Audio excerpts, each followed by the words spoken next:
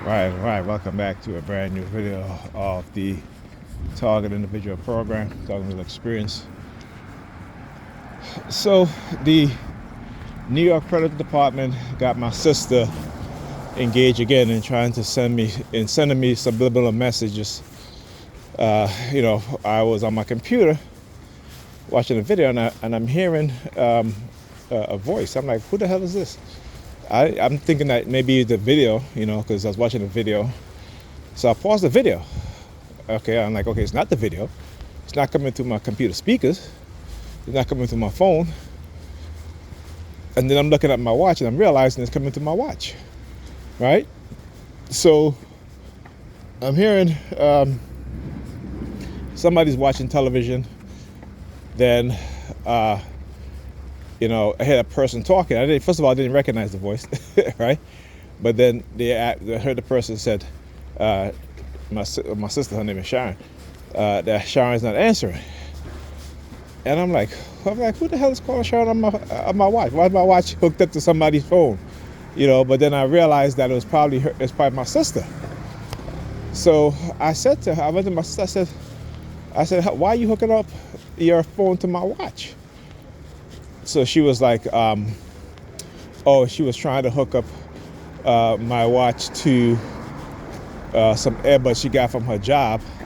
And then she opens up her hands and have one of the black earbuds. So again, finding ways to use the color black, right? To target you with the color black, finding ways to do that. Very, very ingenious, these people,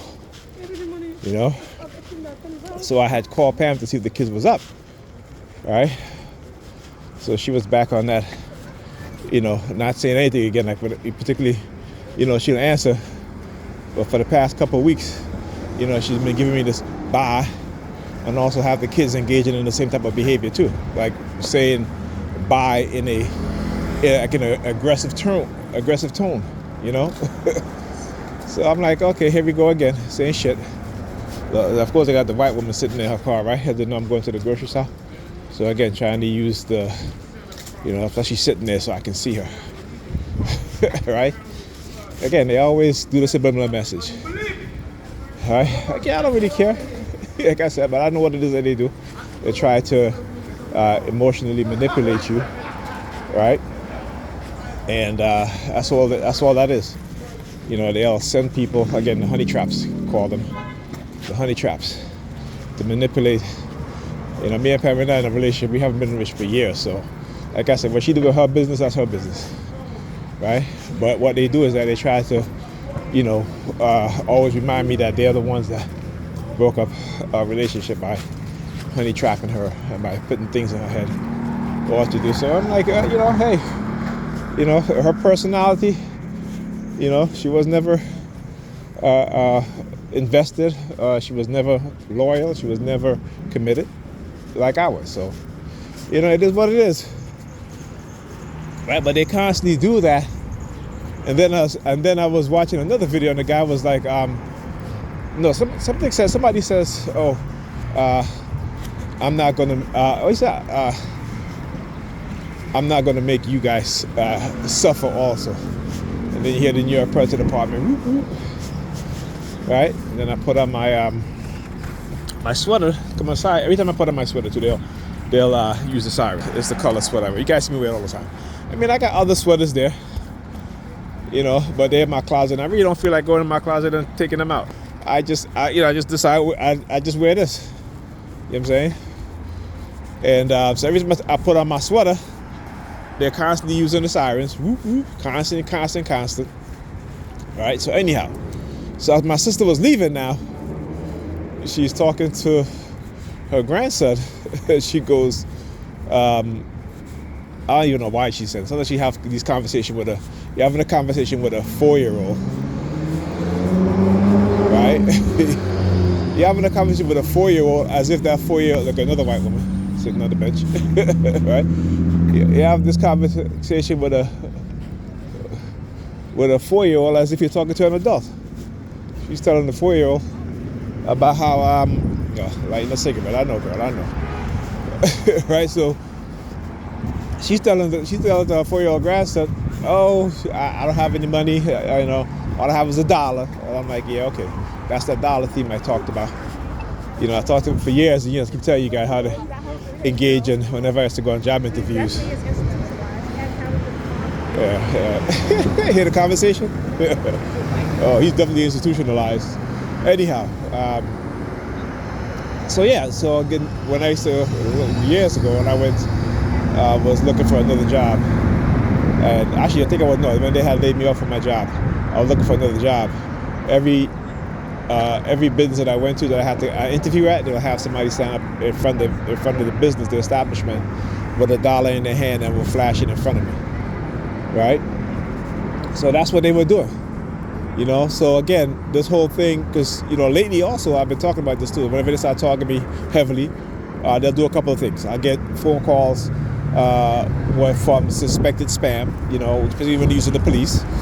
Then when that don't work, right, because again, they try to create the fight or flight phenomenon, then they'll start sending me text messages for jobs, okay? You know what I'm saying? Like, it's always, you know, like I said, that pattern is always the same. The pattern is always the same. So this is, like I said, this is what they've been doing and continue to do. And like I said, they're not going to stop. I already know that. Right? But again, they want me to hear the noise, hear the sirens. Because they're exposing their shit. They want me to stop talking about what it is that they're doing. Right? So they can, you know, keep doing it. And nobody will know what it is that they're doing because they silence you as a TI, or they silence me. Again, a lot of white women. You guys want to see that. And how they just appear, right? Or they just waited. So again, that's the shit that they put in her mind. You know, again, manipulating women, particularly black women, to engage in, you know, bisexual behavior and lesbianism, you know, because this is how they, again, cause trauma within the black community. And the black community, adults don't even understand it and realize that, because the black community is too damn conditioned with bullshit religion, particularly Christianity. They're not looking at what the white supremacists and the racists are doing to them and their children, to us and who we are, and them trying to create and continue to create trauma within our community, within our families. Again, using technology that, you know, black people don't think exists to manipulate our minds, right? You know, talk about the devils, you know, like I said, Jesus is your devil. You know, guys don't want to listen. But he is the great divider. Okay, that's what he says. His own words. But they got you believing that some so-called Satan is a great divider. All right? Well, I'll tell you what. Satan is the one that gave you your mind and your intelligence. Because without God wanted to keep you dumb and enslaved to tend the garden, right? Adam and Eve. Right? Without the so-called Satan, what happened? Man would have no knowledge. Man and woman would have no knowledge. Okay? But somehow y'all think that, you know, that, so hard. I'm going to tell you, but anyway, you have to know the story. It is the Egyptian story of the Netta Shashet being the woman who is the keeper of knowledge, who is wisdom. And the Europeans turn it around and say the beast of the field. Again, go read that book. The tempter of Eve. And they tell you that it was a black woman that tempted Eve. Why? How? By giving her knowledge.